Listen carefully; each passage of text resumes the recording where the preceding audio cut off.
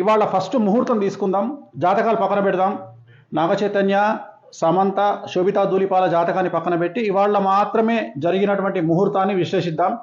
ఇది బేసిక్ గల్లీలో ఉండే జ్యోతిష్యుడైనా చెప్పగలుగుతాడు. సో దీనికి వేణుస్వామి లాంటి జ్యోతిష్కుడు అవసరం లేదు. ఎవరైనా బేసిక్ హిందూ మతం తెలిసి శాస్త్రం తెలిసిన వాళ్ళు చెప్తారు.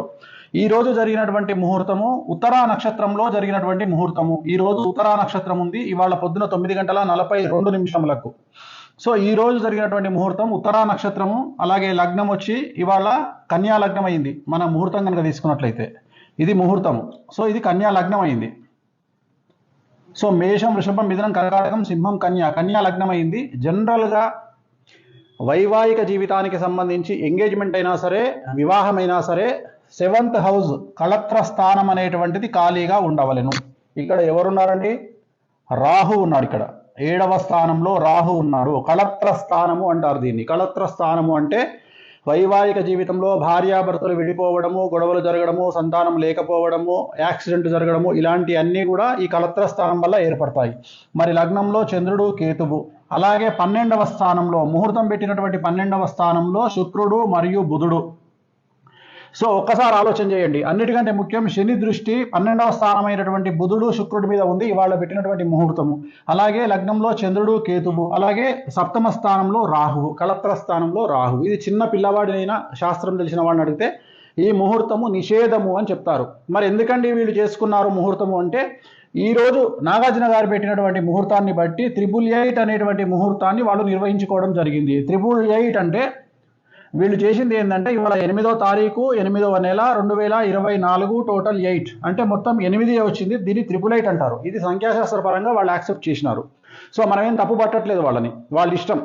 ఈ ముహూర్తం అయితే నిషేధము. ఈ ముహూర్తము ఇవాళ నిశ్చితార్థానికి పనికిరానటువంటి ముహూర్తంలో వీళ్ళు చేసుకోవడం జరిగింది. నేను గతంలో మరి నాగచైతన్య, సమంత జాతకాన్ని ఎందుకు విశ్లేషించి విడిపోతారని చెప్పినప్పుడు చాలామంది నన్ను బండబూతులు తిట్టినారు, విమర్శించినారు. ఇక మీదట ఈ వీడియో విమర్శించే వాళ్ళు కూడా ఒకసారి నేను పెట్టిన వీడియో చెక్ చేసుకోండి, సమంత నాగచైతన్యది. మరి వాళ్ళిద్దరి కాంబినేషన్, సమంతది మేషరాశి, నాగచైతన్య గారిది కర్కాటక రాశి. సమంత గారు అమావాస్య నాడు పుట్టడం జరిగింది. శోభిత ధూళిపాలది ధనుస్సు రాశి, ఆమె కూడా అమావాస్య నాడు పుట్టడం జరిగింది.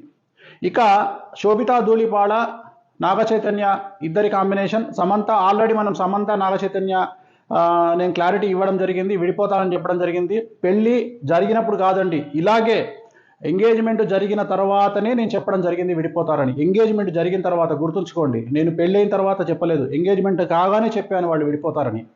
అలాగే ఇప్పుడు వీళ్ళ గురించి జాతకాన్ని విశ్లేషిస్తా ఉన్నా. దయచేసి ఎవరు కూడా నెగిటివ్గా అర్థం చేసుకోవద్దు, అందరూ కలిసి ఉండాలనేది నా కోరిక. కానీ కొన్నిసార్లు మనం మంచి కోసం చెప్పడానికి ప్రయత్నం చేస్తాం. ఎందుకు తెలిసి ఒక రాంగ్ స్టెప్ వేస్తారు అనే ఉద్దేశంతో చెప్పడం జరుగుతుంది. ఇక్కడ గుర్తుంచుకోవాల్సింది, శోభితా ధూళిపాలది ధనుస్సు రాశి, అలాగే నాగచైతన్యది కర్కాటక రాశి. ఒకసారి కాంబినేషన్ చూడండి. కర్కాటకం, సింహం, కన్యా, తుల, వృశ్చికం, ధనుస్సు 6, ధనుస్సు, మకరం, కుంభం, మీనం, మేషం, వృషభం, మిథునం, కర్కాటకం 8. సో 6:8 అయిపోయింది. షష్టాష్టకాలు, ఇద్దరి జాతకంలో షష్టాష్టకాలు. అలాగే ఇద్దరి జాతకం, సమంత జాతకాన్ని అలాగే శోభితా ధూళిపాల జాతకాన్ని విశ్లేషిస్తే మీరు అబ్జర్వ్ చేశారో లేదో, ఇద్దరి జాతకాల్లో కూడా శని దృష్టి అనేటువంటిది కుజుడి మీద ఉంది. ఇక్కడ కూడా చూడండి, శోభితా జాతకంలో శని దృష్టి అనేటువంటిది కుజుడి మీదనే కాదు, శుక్రుడి మీద, గురువు మీద ఉంది. సో వీరి జాతకంలో 2027 నుండి సమస్యలు ఉండే అవకాశం ఉంది. 2027 వరకు సో బాగానే ఉంటుంది వ్యవహారం. 2027 నుండి వైవాహిక జీవితంలో సమస్యలు అనేటువంటి ఏర్పడతాయి. అలాగే వీరి సమస్యలకు ప్రధానమైనటువంటి కారణం ఒక స్త్రీ మూలకంగా ఉంటుంది. ఒక స్త్రీ మూలకంగా వీళ్ళ భార్యాభర్తల మధ్యన గొడవలు వచ్చేటువంటి అవకాశం ఉంది. సో వీళ్ళ జాతకంలో నా అల్టిమేట్ స్టేట్మెంట్ ఏంటంటే, శోభిత ధూళిపాల మరియు నాగచైతన్య జాతకంలో షష్టాష్టకాలైనాయి. మీరు కావాలంటే చూసుకోండి, షష్టాష్టకాలైనాయి. ఆ ఒకటే కాదు, పర్సనల్ జాతకాలు కలవకపోవడమే కాదు, ఇవాళ పెట్టినటువంటి ముహూర్తం కూడా మంచి ముహూర్తం కాదు. నిశ్చితార్థ ముహూర్తానికి సంబంధించినటువంటిది వారు చెప్పారండి. అయితే ఇక్కడ ప్రధానంగా గమనించుకోవాల్సిందంటే, పరాశరుల వారు చెప్పినటువంటిది రాహుకేతువులని గ్రహాలుగా చూడకూడదు. వాటికి ఉన్నవే సప్తగ్రహాలు. కాకపోతే వాటికి ఉన్నటువంటి ప్రాధాన్యత రీత్యా వారికి గ్రహస్థానం ఇచ్చారు, కానీ వారికి ఏ ఇల్లు కూడా లేదు. వారికి రాహుకేతులకి ఎవరింట్లో ఉంటే వారి ఫలితాలను ఇస్తారు.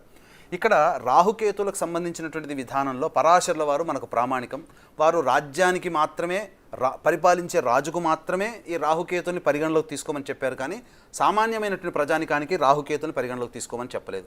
కాబట్టి వారు ఆ యొక్క నిశ్చితార్థ లగ్నానికి సప్తమ స్థానంలో రాహు ఉన్నాడు కాబట్టి ఇది సప్తం అంటే కళత్రం అన్నారు. సరే, కళత్రమే, కానీ ఇక్కడ గమనించుకోవాల్సిన అంశం ఏంటంటే ముహూర్తం పెట్టేటప్పుడు ఏ ముహూర్తానికి అయినప్పటికీ కూడా అష్టమ శుద్ధి అనేటువంటిది ఉండాలి. అష్టమ శుద్ధి అంటే ముహూర్త లగ్నానికి 8వ స్థానంలో ఏ గ్రహాలు ఉండకూడదు, ఎంటీగా ఉండాలి. ఇక్కడ మీకు చూడండి, 8వ స్థానంలో ఏమన్నా గ్రహం కనబడుతుందా? అంత ఎంటీగా ఉంది. కాబట్టి ఆ ఎంటీగా ఉంటే ఆ యొక్క ముహూర్తానికి ఆయుష్ పెరుగుతుంది, బలం ఉంటుంది. మనము ఒకసారి కనుక గతంలోకి వెళ్ళినట్లయితే హరిహర బుక్కరాయల వారు సామ్రాజ్య స్థాపన చేయాలని చెప్పి శృంగేరి పీఠాధిపతులు మన తెలుగువారు విద్యారణ్య స్వాముల దగ్గరికి వెళ్ళి ముహూర్తం పెట్టించుకున్నారు. కానీ ఆ ముహూర్త సమయాన్ని కనుక పెడితే ఆచంద్రార్కం ఆ రాయలవారి వంశం మన భారతదేశాన్ని పరిపాలించేది, అఖండమైనట్టుగా ఉండేది. కానీ వారికి ఉన్నటువంటి కొంత పరిజ్ఞానం లేకపోవడం వల్ల కొంత కాలం ప్రభావమే అది.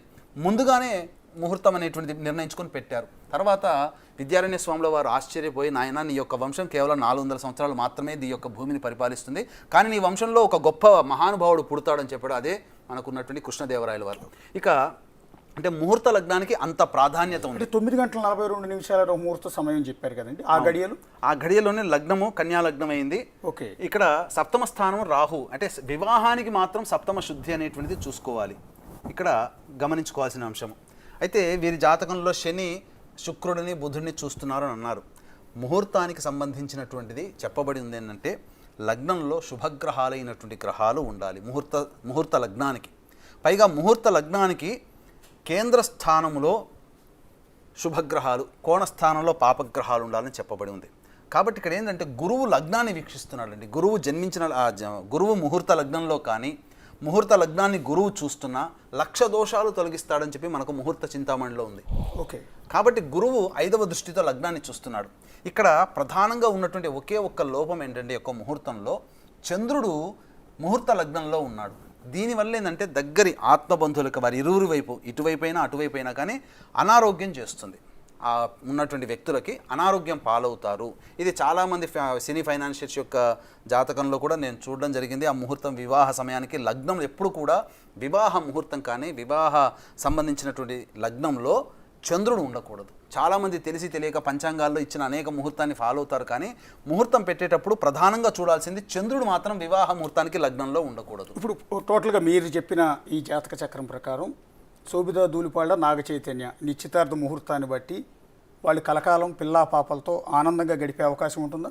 ఉంటుందండి. ఎందుకంటే జన్మించి ఆ యొక్క ముహూర్త లగ్నానికి గురు వీక్షణ సంపూర్ణంగా ఉంది. అందులో ఇంకా ఏ మాత్రం కూడా డౌట్ పడాల్సిన అవసరం లేదు. చాలా ఇంపార్టెంట్ ఒకటి చెప్పారు మీరు. ఈ ముహూర్తంలో ఈ చిన్న లోపం వల్ల, చంద్రుడికి సంబంధించిన లోపం వల్ల వారి కుటుంబ సభ్యులు కానీ వీళ్ళ కుటుంబ సభ్యులు కానీ అనారోగ్యం పాలవుతారు. అది దానికి సొల్యూషన్ అండి. దానికి ఖచ్చితంగా గురువు చూస్తున్నాడు కాబట్టి ఆ పరిహారం కూడా అక్కడ జరిగిపోతుందండి. వాళ్ళు పరిహారాలు పాటించుకుంటారు, ఇబ్బంది లేదు. అవన్నీ కూడా వాళ్ళు చూసుకుంటారు. వాళ్ళ చాలా మంది ఉన్నారు కదా.